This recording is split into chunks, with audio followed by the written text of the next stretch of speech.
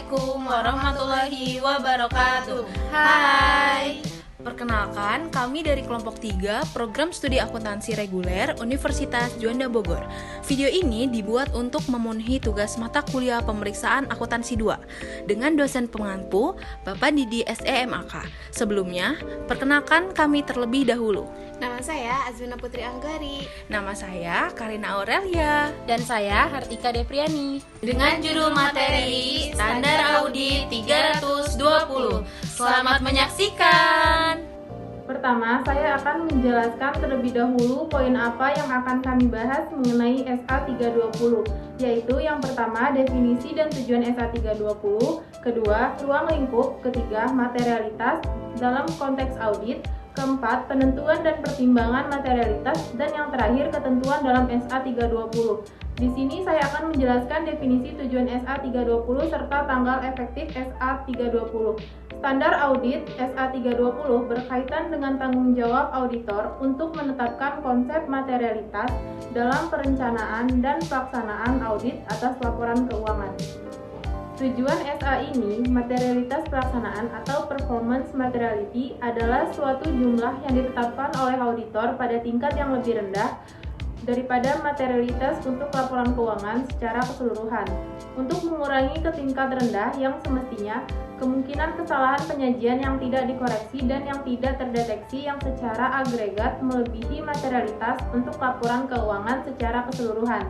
Tujuan auditor adalah untuk menerapkan konsep materialitas secara lengkap dalam perencanaan dan pelaksanaan audit.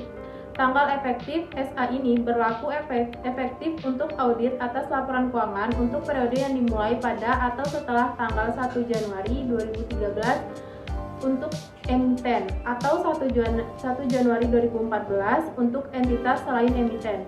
Penerapan dini dianjurkan untuk entitas lain emiten. Yang kedua, ruang lingkup standar audit atau SA ini berkaitan dengan tanggung jawab auditor untuk menerapkan konsep materialitas dalam perencanaan dan pelaksanaan audit atas laporan keuangan SA 320 yang menjelaskan tentang bagaimana materialitas diterapkan dalam mengevaluasi dampak kesalahan penyajian yang teridentifikasi dalam suatu audit dan kesalahan penyajian yang tidak dapat dikoreksi. Selanjutnya, ada materialitas dalam konteks audit. Walaupun kerangka pelaporan keuangan mungkin membahas materialitas dengan menggunakan istilah yang berbeda-beda. Kerangka tersebut secara umum menjelaskan bahwa yang pertama, kesalahan penyajian, termasuk penghilangan dianggap material bila kesalahan penyajian tersebut secara individual atau agregat diperkirakan dapat mempengaruhi keputusan ekonomi yang diambil berdasarkan laporan keuangan oleh pengguna laporan keuangan tersebut. Yang kedua, pertimbangan tentang materialitas dibuat dengan memperhitungkan berbagai kondisi yang melingkupinya dan dipengaruhi oleh ukuran atau sifat kesalahan penyajian atau kombinasi keduanya. Lalu yang terakhir ada pertimbangan tentang hal yang material bagi pengguna laporan keuangan. Didasarkan pada pertimbangan kebutuhan informasi yang umum diperlukan oleh pengguna laporan keuangan sebagai suatu grup. Kemungkinan dampak kesalahan penyajian terhadap pengguna laporan keuangan individual tertentu yang kebutuhannya beragam. Selanjutnya, penentuan dan pertimbangan materialitas.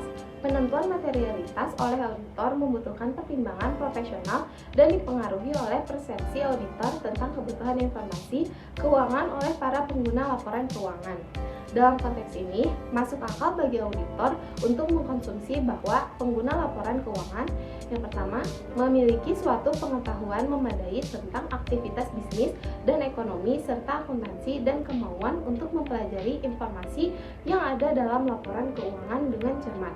Yang kedua, memahami bahwa laporan keuangan disusun, disajikan, dan diaudit berdasarkan tingkat materialitas tertentu. Yang ketiga, mengakui adanya ketidakpastian bawaan dalam pengukuran suatu jumlah yang ditentukan berdasarkan penggunaan estimasi, pertimbangan, dan pertimbangan atas peristiwa masa depan.